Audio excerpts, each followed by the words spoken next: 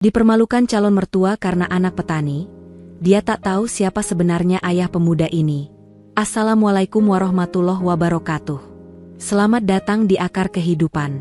Yang sudah like, komen, dan subscribe saya doakan rezekinya lancar, hutangnya lunas, dan selalu diberi kesehatan. Sebelum kita lanjutkan kisahnya, absen dulu kalian nonton dari kota mana? Tulis di kolom komentar. Bismillah. Mari kita mulai kisahnya sekarang. Sore itu, semburat jingga mewarnai langit ketika Sandi tiba di depan rumah megah yang dikelilingi pagar tinggi berwarna gading. Angin lembut membawa aroma daun mangga dari pohon-pohon yang berbaris rapi di sisi halaman. Jalan masuknya dipenuhi kerikil putih yang berderak halus setiap kali diinjak. Di tangannya, ia menggenggam erat bungkusan kain batik coklat berisi singkong rebus, kacang tanah, dan hasil panen terbaik dari ladang milik sang ayah. Jemarinya sedikit bergetar, bukan karena gugup, melainkan karena begitu banyak harapan yang ia bawa bersama langkahnya. Ia berhenti tepat di depan pintu utama yang tinggi dan kokoh, menarik napas dalam-dalam. Dengan gerakan pelan, ia menyeka keringat dari pelipis dan memperbaiki posisi berdirinya. Kemeja putih yang dikenakannya tampak bersih meski tak lagi baru, dan celana hitamnya kusut akibat perjalanan jauh dengan bus umum, disambung berjalan kaki hampir 2 kilometer. Meski demikian, wajahnya berseri, dan matanya penuh keteguhan. Sandi telah siap menerima apapun, selama ia bisa menyampaikan niat tulusnya kepada keluarga perempuan yang telah lama mengisi hatinya. Pintu itu berderit perlahan saat terbuka. Seorang asisten rumah tangga muncul, memandangi Sandi sejenak sebelum mengisyaratkan agar ia masuk.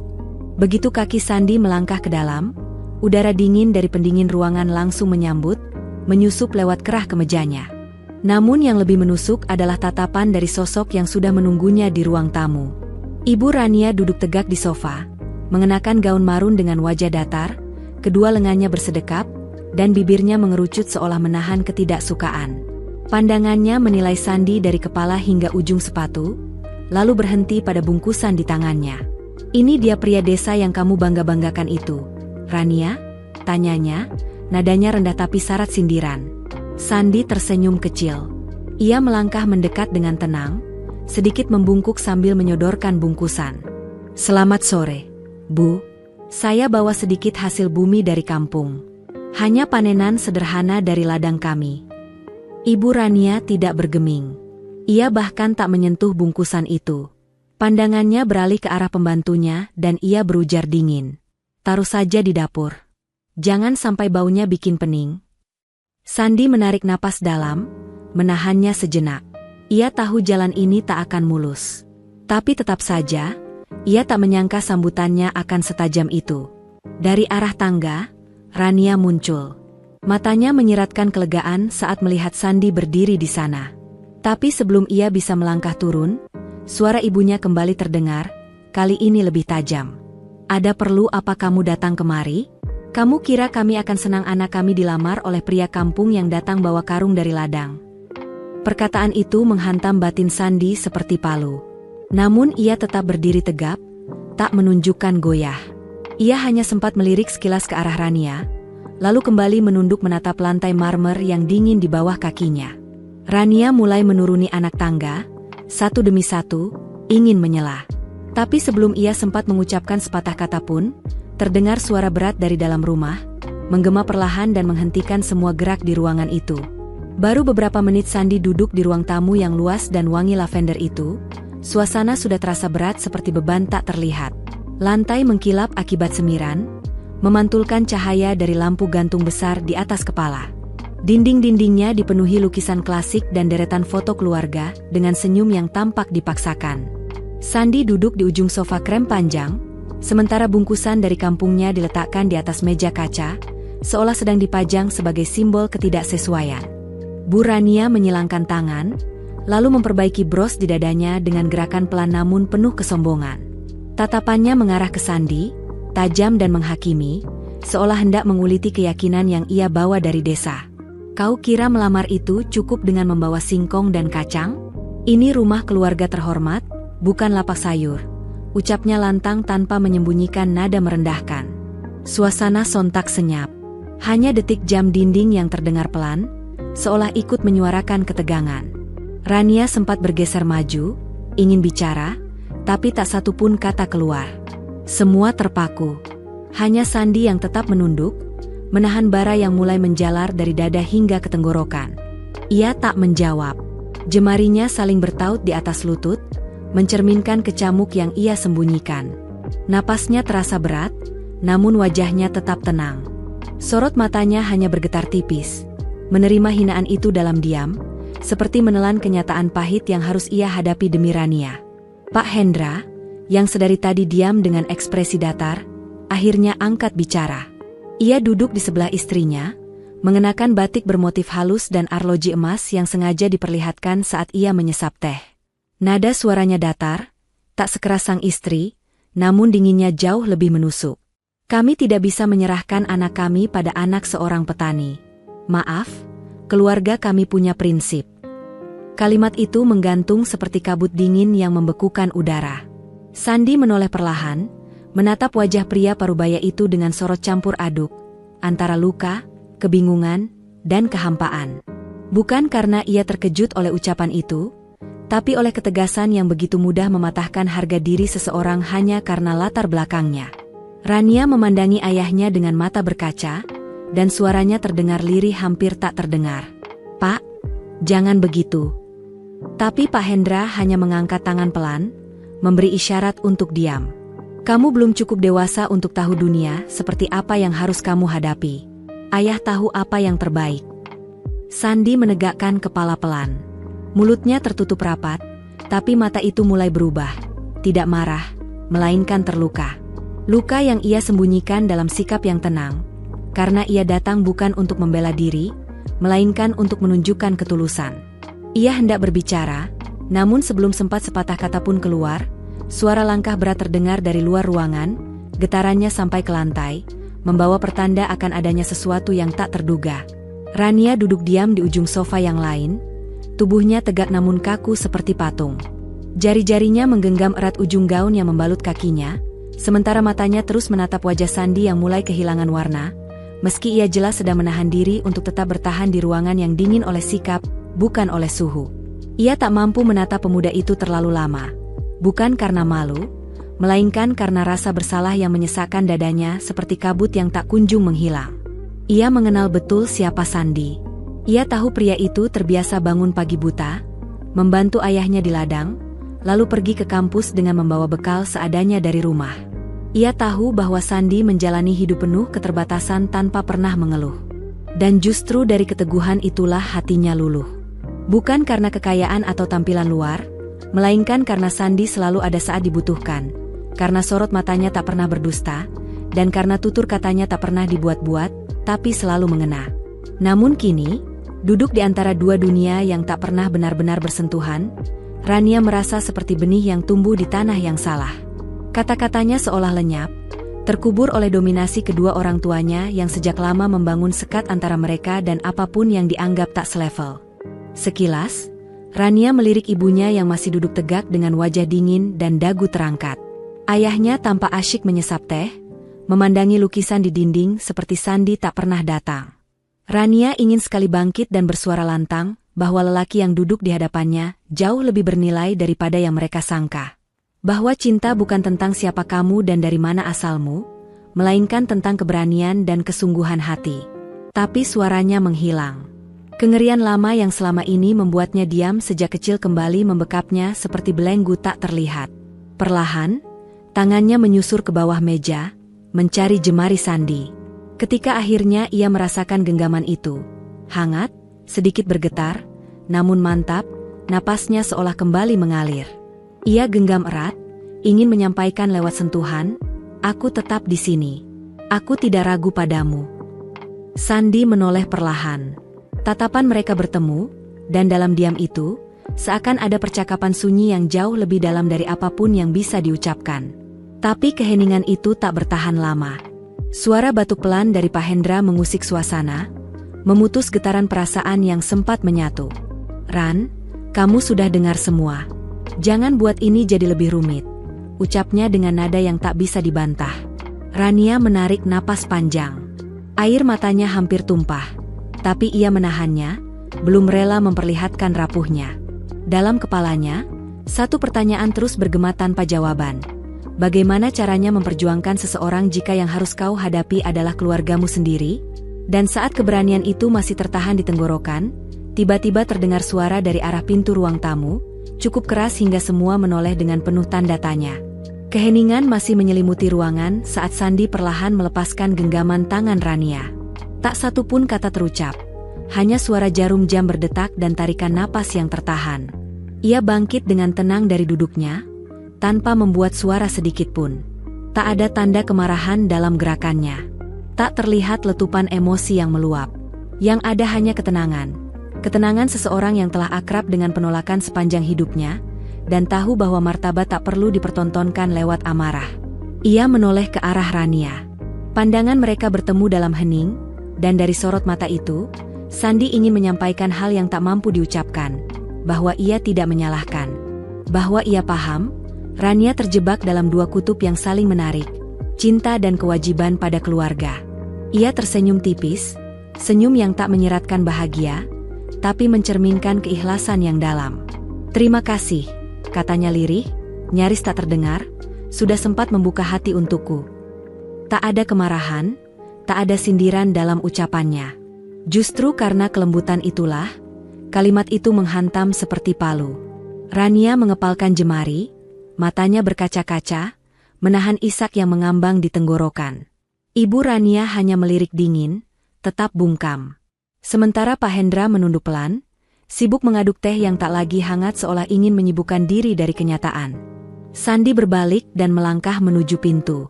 Geraknya tetap tenang dan tegar, tak sedikit pun tubuhnya menunjukkan beban dari kata-kata yang menusuk sebelumnya. Sinar mentari sore menembus jendela, menciptakan bayangan tubuhnya di atas lantai marmer, seperti siluet seorang lelaki yang memilih meninggalkan arogansi, bukan harga dirinya. Langkahnya mantap, tidak terburu-buru. Ia berjalan seperti seseorang yang tahu betul kemana akan pulang, meski luka menganga di dalam dada. Tapi dari langkah itu, tampak wibawa yang tak bisa diukur dengan status. Ia tidak perlu berteriak, tidak perlu menuntut pengakuan. Ia hanya ingin satu hal, dipandang sebagai manusia yang utuh, bukan dinilai dari latar belakang hidupnya. Ketika jemarinya menyentuh pegangan pintu, terdengar suara kursi digeser dari arah belakang. Rania setengah berdiri, namun langsung terpaku kembali saat tatapan ibunya yang tajam menghentikannya. Sandi membuka pintu perlahan. Udara sore langsung menyentuh wajahnya, hangat dan tenang, seolah menyambutnya kembali ke dunia yang lebih jujur. Burung-burung mulai kembali ke dahan, dan cahaya emas senja membasuh halaman depan, mengiringi langkahnya pergi. Sejak hari itu, waktu terasa berjalan lambat bagi Rania. Di kampus, ia lebih sering menyendiri. Di dalam kelas, pikirannya kerap mengembara entah kemana, dan menjelang senja, ia hanya bisa menatap layar ponsel yang tak lagi menampilkan nama Sandi di notifikasi. Beberapa kali ia mencoba menghubunginya, mengirim pesan singkat, menyusun kata-kata panjang penuh penyesalan, hingga menawarkan pertemuan. Namun tak satu pun berbalas. Bukan karena Sandi menaruh benci, tapi karena ia sadar, kadang diam adalah cara terbaik untuk menyembuhkan luka yang masih basah. Sementara itu, Sandi kembali larut dalam kesehariannya di desa. Di tengah hamparan sawah yang menghijau dan hembusan angin dari lereng bukit, ia mengisi hari-harinya dengan pekerjaan yang menuntut fisik dan perhatian. Setiap pagi, ia menemani Pak Hendra menyusuri lahan, memeriksa saluran irigasi, menandai petak tanah yang perlu dibenahi, dan mencatat kebutuhan para pekerja tani yang telah lama setia bekerja pada keluarga mereka. Meski dari luar hidup mereka tampak sederhana, siapa sangka, keluarga itu menyimpan warisan tanah yang luas dan kehormatan yang dijaga dengan sikap rendah hati, jauh dari sorotan dan pujian. Andai saja orang kota tahu nilainya, mereka pasti berbondong-bondong datang, kata Pak Hendra sambil menikmati kopi hitam di teras rumah yang langsung menghadap petak-petak sawah berundak.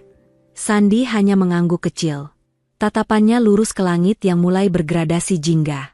Tapi kita tak perlu diakui, Pak.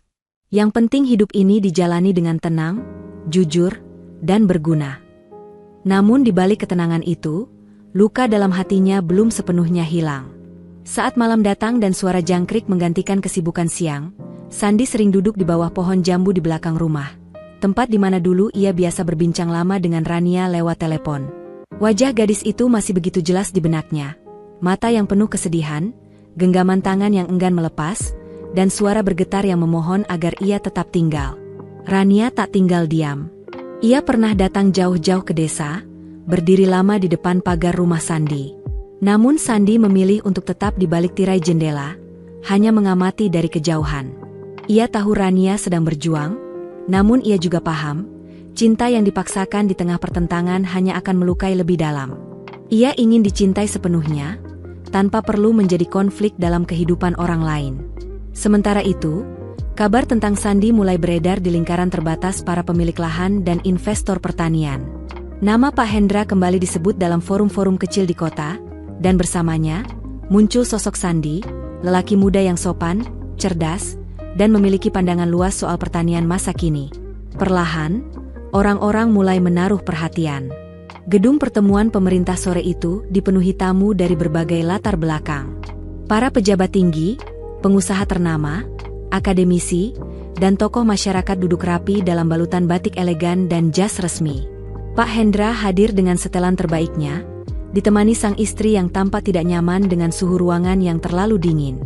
Rania duduk tak jauh dari mereka, di baris ketiga, memegang undangan dengan tangan gemetar. Ia sendiri tidak tahu kenapa dadanya terasa begitu sesak. Hanya firasat aneh bahwa hari ini akan berbeda dari yang lain. Acara dimulai dengan sambutan resmi dari panitia, lalu dilanjutkan dengan pemaparan para narasumber. Semuanya berjalan seperti biasa, hingga nama seorang pembicara disebut dan seluruh ruangan mendadak sunyi. Kami persilakan kepada Bapak Sandi Adiprana, perwakilan pemilik lahan utama dari wilayah Giri Mukti, untuk memberikan presentasi. Waktu seolah berhenti bagi Rania. Ia tak berkedip, tubuhnya menegang. Ibunya menoleh cepat, ekspresi wajahnya tak percaya.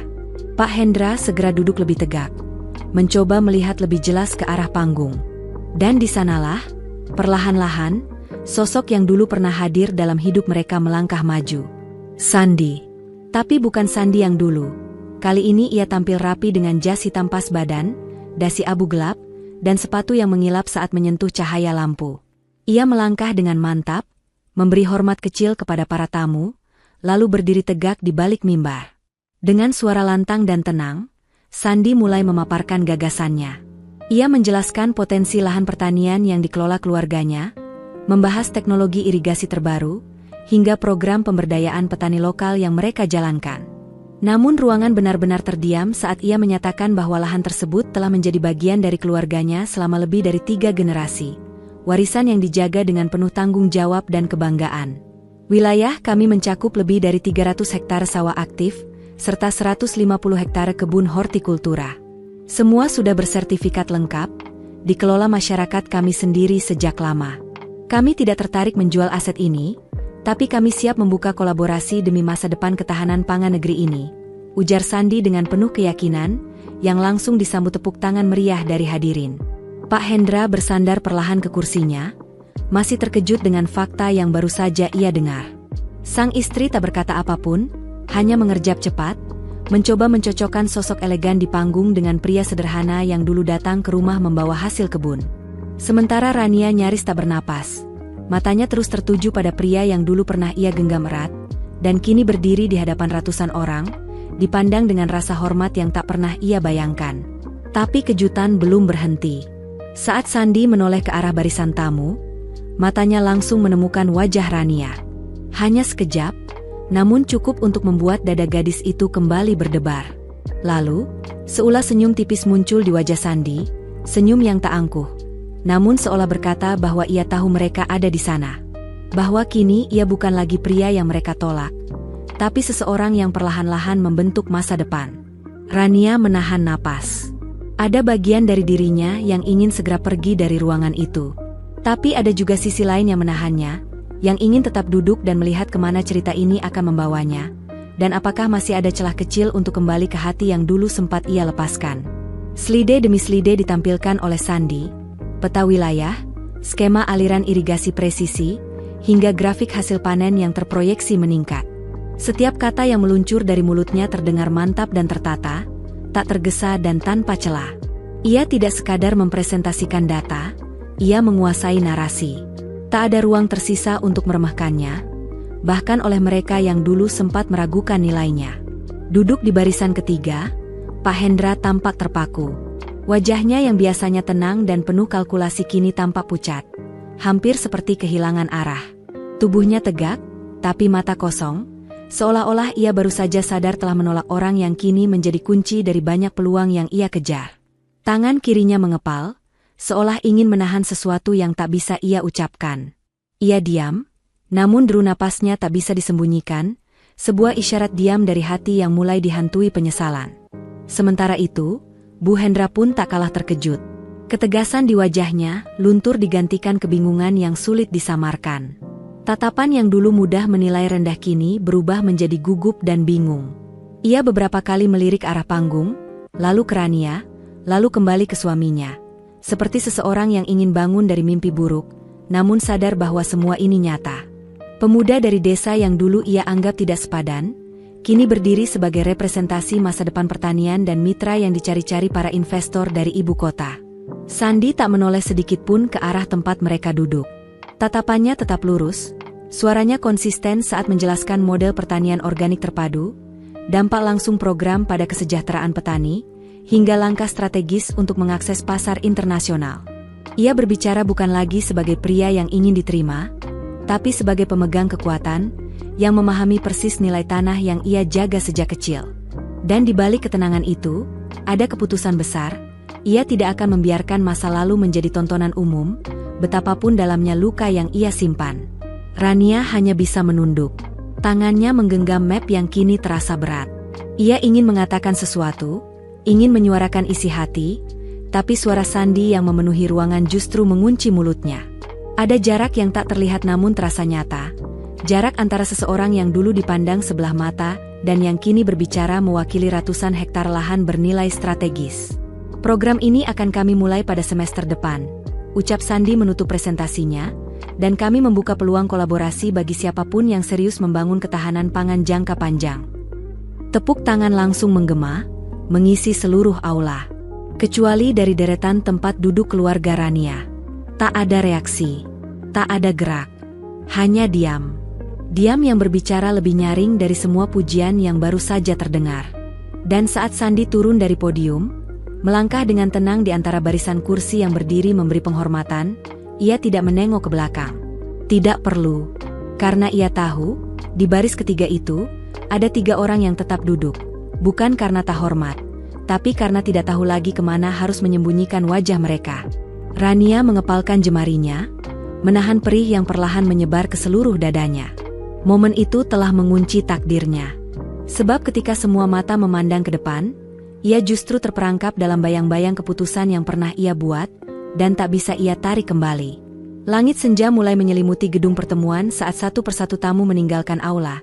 Sebagian menyempatkan diri bersalaman, tertawa ringan, atau berpose di depan backdrop besar bertuliskan, Forum Nasional Ketahanan Pangan 2025. Suasana yang sebelumnya tegang berubah menjadi akrab.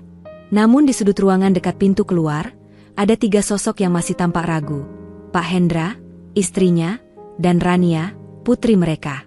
Dengan langkah perlahan dan mata yang waspada, Bu Hendra akhirnya mengumpulkan keberanian untuk mendekati Sandi, yang kala itu sedang menyelesaikan obrolan hangat dengan 2 pejabat senior dari kementerian.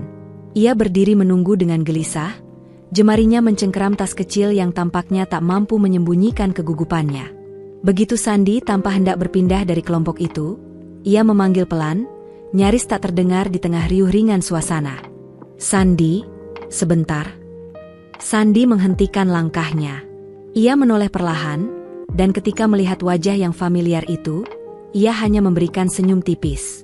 Bukan senyum puas atau dendam tersembunyi, tapi senyum datar yang menyeratkan bahwa pertemuan seperti ini sudah lama ia perkirakan akan datang.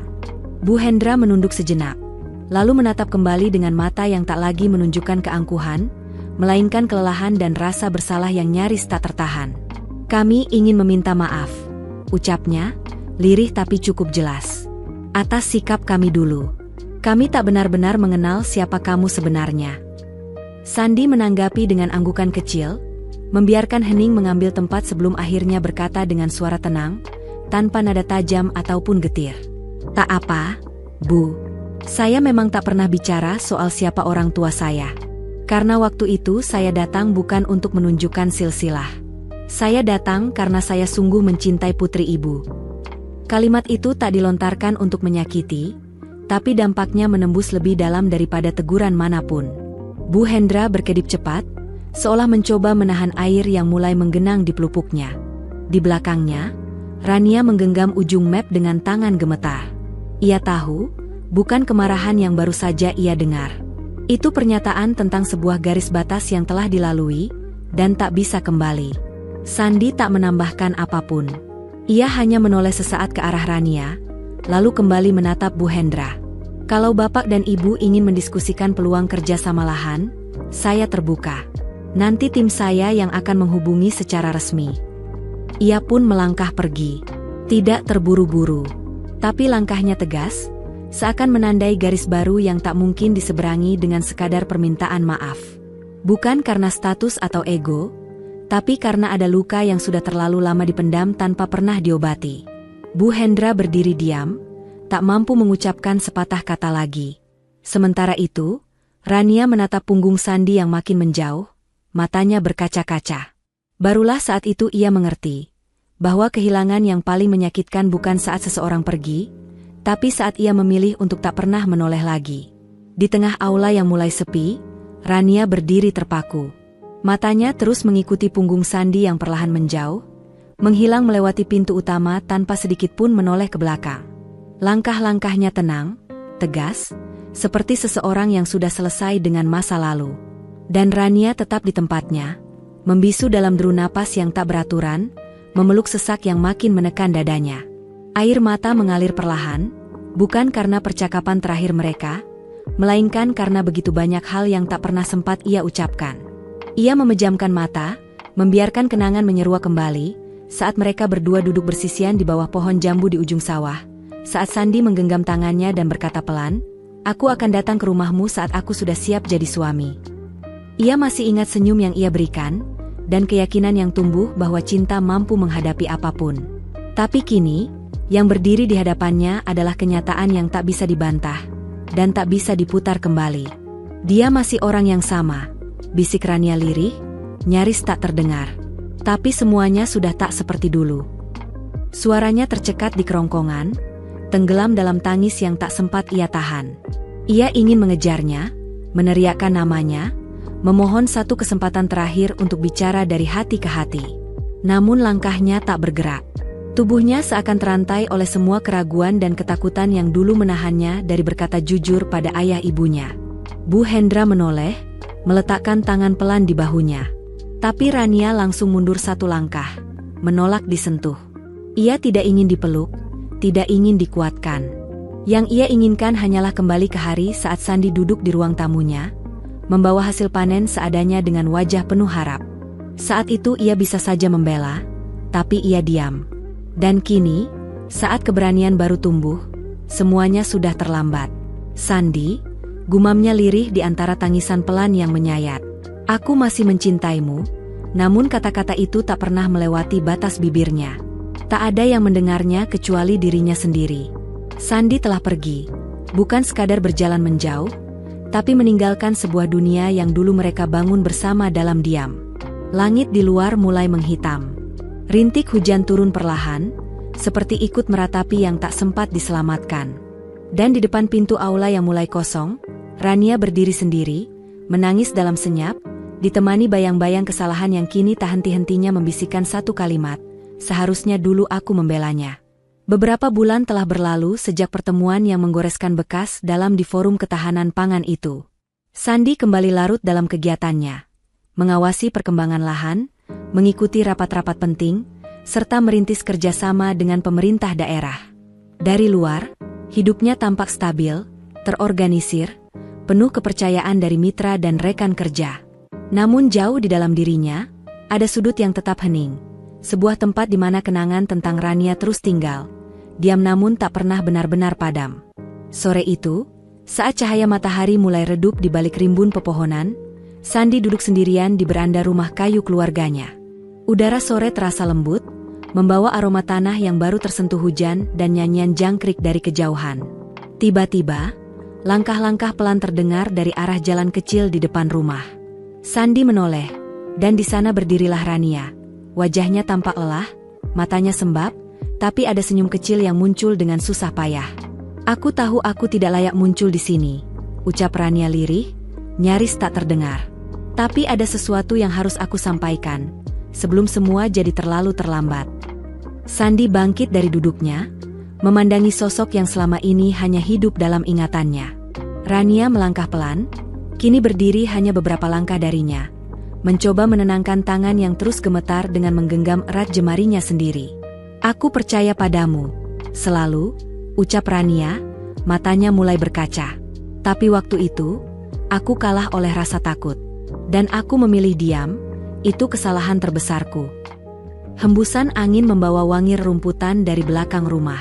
Sandi masih belum berkata sepatah pun. Ia menatap mata Rania dengan saksama. Kali ini tak ada lagi keraguan atau kebingungan seperti dulu. Yang tersisa hanyalah ketulusan yang datang dari luka yang telah dipahami.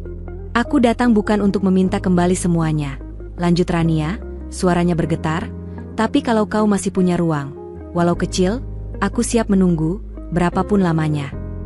Sandi menarik napas panjang. Dalam kesunyian itu, pikirannya menjelajahi banyak hal, tentang keyakinan Rania, tentang keberaniannya datang tanpa perlindungan siapapun, dan tentang cinta yang ternyata tak pernah benar-benar hilang. Saat itu ia sadar, jauh sebelum siapapun tahu siapa dirinya, Rania telah menyukai sosok lelaki biasa, anak petani yang datang hanya dengan niat dan keberanian. Ia tersenyum, dan kali ini, senyum itu mengandung damai yang lama hilang. Tak perlu menunggu terlalu lama, ucapnya pelan, lalu menggenggam tangan Rania yang dingin. Karena aku juga tak pernah benar-benar pergi dari rasa itu. Beberapa bulan kemudian, mereka menikah dalam sebuah perayaan sederhana di desa. Tak ada kemewahan berlebih, hanya peluk hangat dari warga, tawa tulus, dan air mata bahagia. Para tetangga hadir beramai-ramai, dan di barisan depan, duduk Pak dan Bu Hendra dengan wajah yang kini penuh ketenangan. Tanpa kata, tapi syarat pengakuan. Mereka tahu, cinta sejati tak pernah bergantung pada status atau harta, melainkan pada keberanian memilih dan kesetiaan mempertahankan. Dan saat Rania menggenggam tangan Sandi di pelaminan, ia berbisik pelan di dekat telinganya, "Terima kasih, karena kau masih melihat aku, bahkan saat segalanya sempat kabur." Sandi menatapnya dalam-dalam, senyum itu tak berubah hangat, lalu menjawab pelan, "Karena sejak awal, aku datang bukan membawa nama besar. Aku datang hanya sebagai laki-laki yang mencintaimu, dengan seluruh diriku." Terima kasih sudah menonton Akar Kehidupan.